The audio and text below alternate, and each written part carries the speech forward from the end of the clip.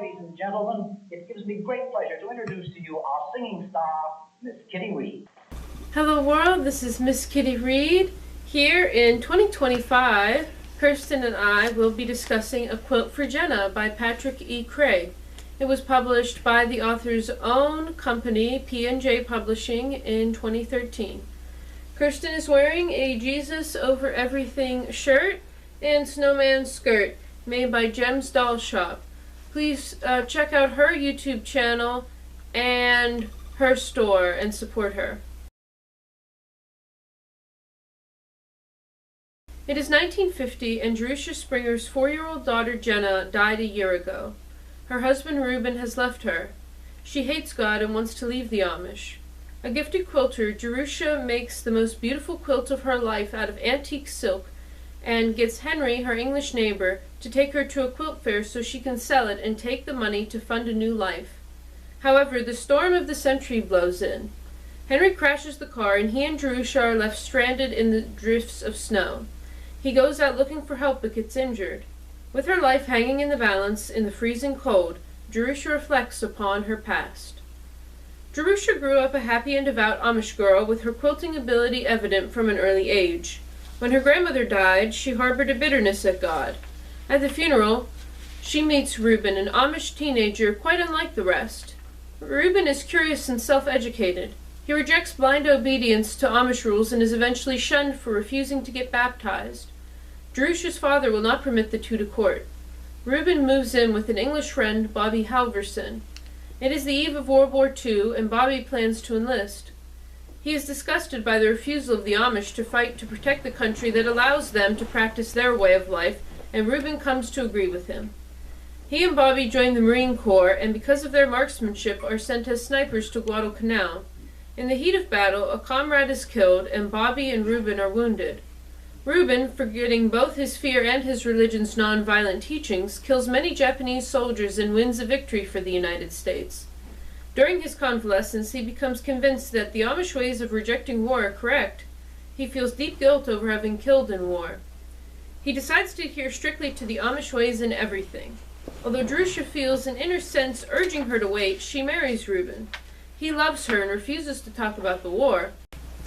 Reuben and Bobby remain close, and Jerusha gives birth to their daughter, Jenna, a precocious and spiritual girl. One day, Jenna gets sick, and even as she worsens, Reuben refuses to take her to a hospital, saying Jenna will be treated at home as he does not trust modern medicine. Bobby comes by the house and realizes that Jenna has meningitis and is dying. He takes Jenna and Jerusha to the hospital. Later, Jenna dies, and Jerusha blames Reuben. He flees, eventually finding a job on a ranch in Colorado. At the ranch, Reuben remains aloof but a good worker. The owner of the ranch recognizes that Reuben is hurting and was brought here by God for a reason. When he finds Reuben moments away from committing suicide, he talks him down and gets Reuben to open up. He tells Reuben he must get right with God and go back to Jerusha. Reuben leaves for home. By this point, Jerusha has been missing for days and her hope of survival is dwindling. Henry has been found and manages to give directions to where Jerusha was left in the car. Bobby finds the car, but Jerusha is gone. She left the car in the hopes of finding help and, led by God and the voice of her grandmother, finds a car upside down on a partially frozen pond. Inside is a 4-year-old girl that looks much like Jenna. Her mother died from a drug overdose, and the drug dealer had been driving around trying to get rid of the girl. He wrecked the car and tried to leave her behind to die, but the man fell through the ice and drowned. Jerusha takes the girl to an abandoned cabin and warms her with the quilt.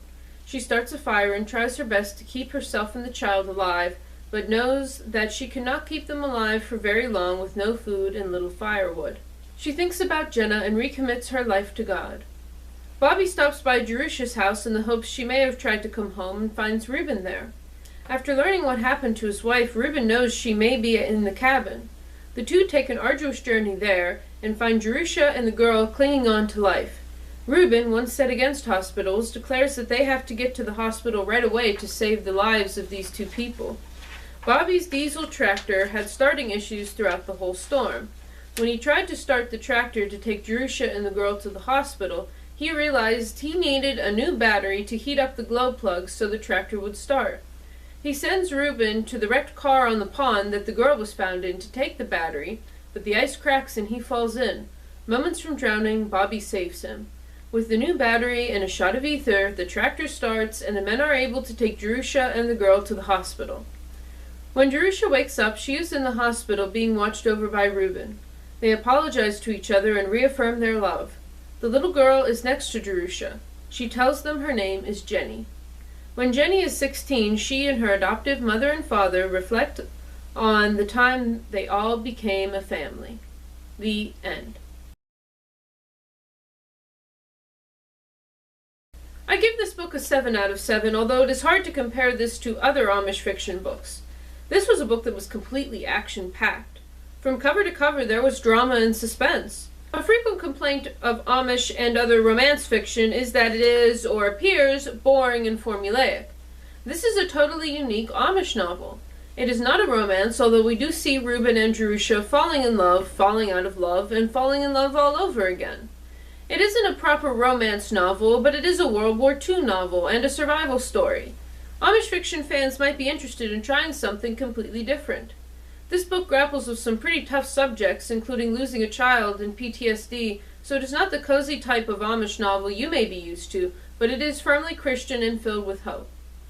I would also recommend this book to those who have never read an Amish novel, especially male readers.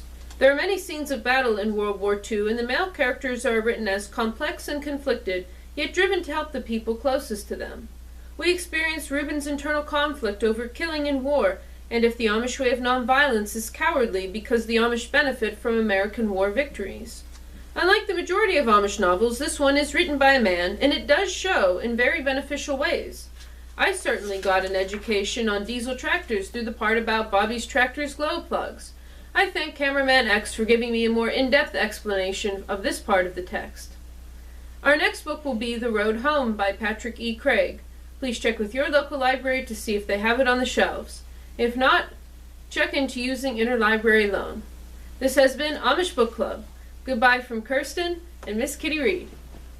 Living in the rhythm that I'm speaking of. You'll be happy in your work if you're in love. You'll be happy in your work.